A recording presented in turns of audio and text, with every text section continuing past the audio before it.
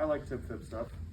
Glad we had time to get through it today, just because functionally it is a part of the ankle, right? So one of the things that we will run into with ankle rehab in particular is we will run into difficulties maintaining mobility of the talocrural joint, maintaining position of the navicular, improving things like proprioceptive feedback or balance, that sort of type of stuff. Most of the time I don't look at it as a proprioceptive fault, but more of a sensory feedback fault.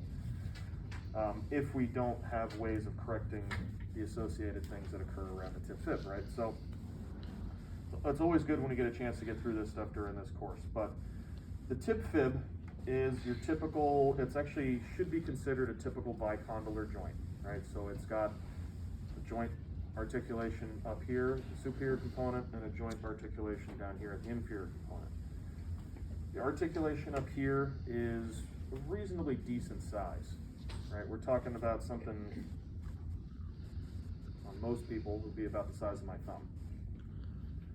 For her, maybe my index finger. Maybe my pinky finger. But yes, it's a reasonably decent size articulation, right? And its articulation is weight bearing. Okay, there's a lot of misinformation out there about the fibula is not a weight bearing bone, but the tibia that will come up and the under surface of the tibial plateau comes out to the side here, and the fibula will sit right underneath it like that. Right, so weight bearing does occur there, and there's actually been some documented cases of tibial hypertrophy where the tibia has gotten significantly thicker when somebody has like a stress fracture of the tibia. Did I say tibia? Fibula would get significantly bigger. So that's interesting stuff, right? But it just does suggest that there is weight bearing that occurs through the fibula. The lower articulation is pretty tiny. It's really small, and it's really more of like a pivot than it is a true glide, right? So the idea here is more, it's going to kind of tilt forward or backward as opposed to really gliding forward or backward. The whole reason for that is stability, right? We want this articulation between the tib-fib down here at the bottom to be very stable. This is our ankle mortise. This should be essentially held together at all costs, right? Without it, it locks up, affects ankle mechanics, it's going to affect the knee, it's going to affect gait, it's going to cause all kinds of problems. Okay, so we can assess both of these things. Now, the motion that will occur at the superior tib-fib joint is going to either be, it's going to be in this plane, right? So either posterior medial or anterolateral, which of course sounds horrible because it's opposite of what our radial head will do. It's just kind of how we define things, is with the analogs from the other extremity, right? But it turns out that the motion that occurs here is more two-dimensional, right? There's not just these posterior medial anterolateral glides, there are also superior and inferior glides that will occur here. And this is great for us because with a anterolateral glide occurs a superior glide. Superior anterior lateral is the same as our SALs for the spine, right? So that works in our favor. Conversely, an inferior glide goes with posterior medial, which would be the same as our IMPs, right? So from a mnemonic standpoint, at least we have a way of remembering how these motions should be clustered together. Now, functionally, how do these things occur? With weight-bearing dorsiflexion, go ahead and bend your knees for me, what we will see is a superior glide with an anterior lateral glide. Okay, straighten your legs out, rise up on your toes. With, with weight-bearing plantar flexion, okay, you can stop before you hurt yourself. With weight-bearing, here I'll do it myself, with weight-bearing plantar flexion, right, we will see an inferior glide due to the tension in the TFL, along with a posterior medial glide. Okay, so we should be able to use those two things to determine which motions are giving us trouble, right? So if the patient's complaining of going up and down stairs, probably going to be a dorsal, weight-bearing dorsiflexion component, right? That would tend to suggest superior anterolateral is a problem, right?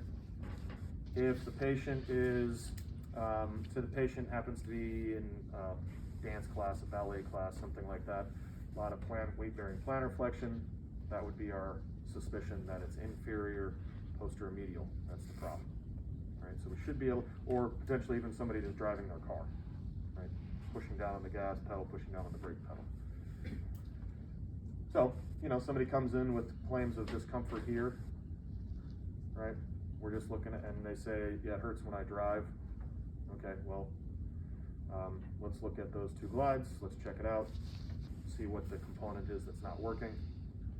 Is it not gliding posterior medial? Is it not gliding inferior? If you fix one of those, if you find one that's missing, but the other is patent, you fix the one, you should relieve the discomfort.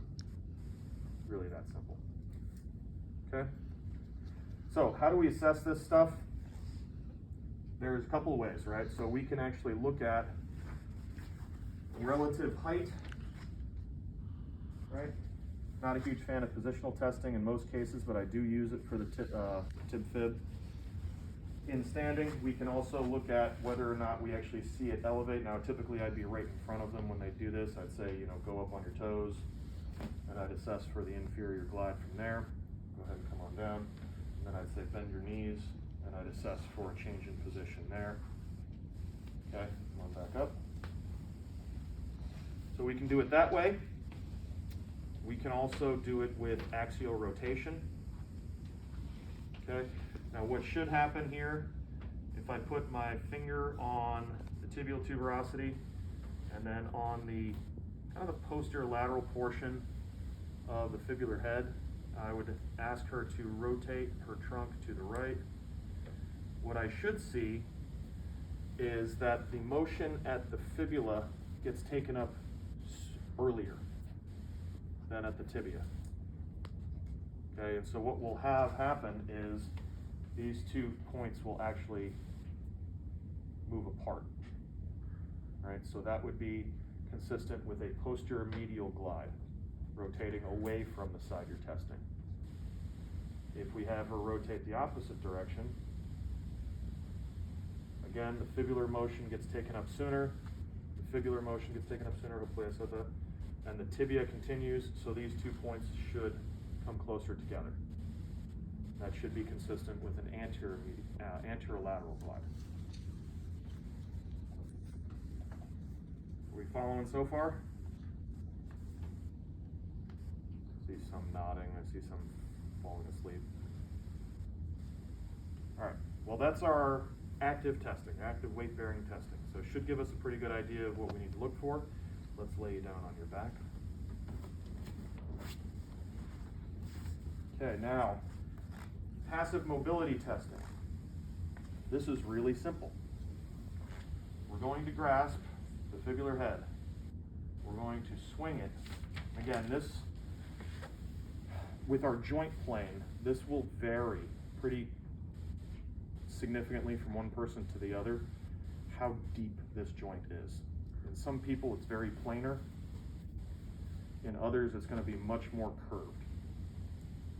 Okay, so you have to really kind of gauge whether you need to swing this around or if you can just get it to kind of clunk back and forth. So from this resting position, anterolateral glide, posterior medial glide.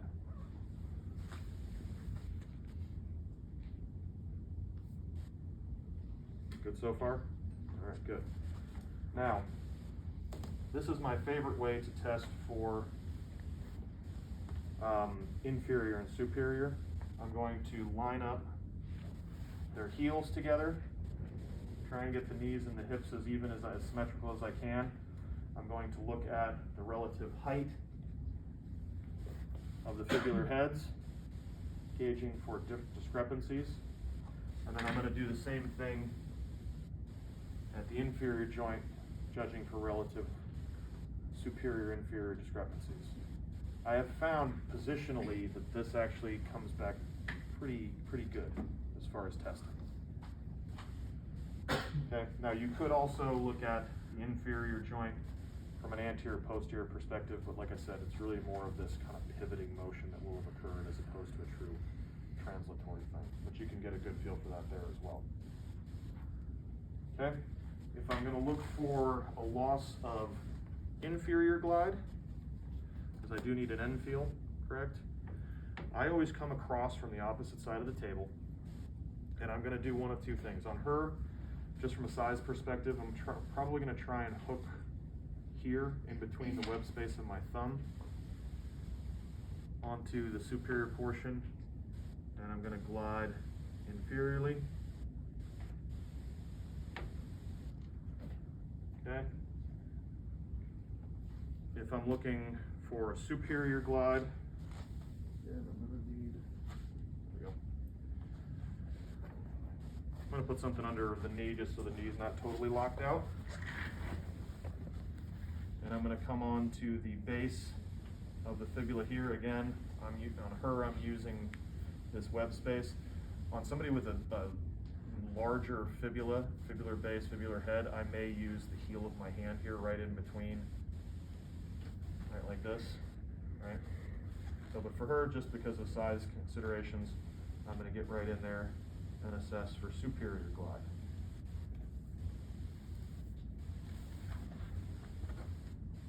Okay, hers actually feels, on this side at least, feels pretty good. Way to go. Couldn't have given us a problem to work with.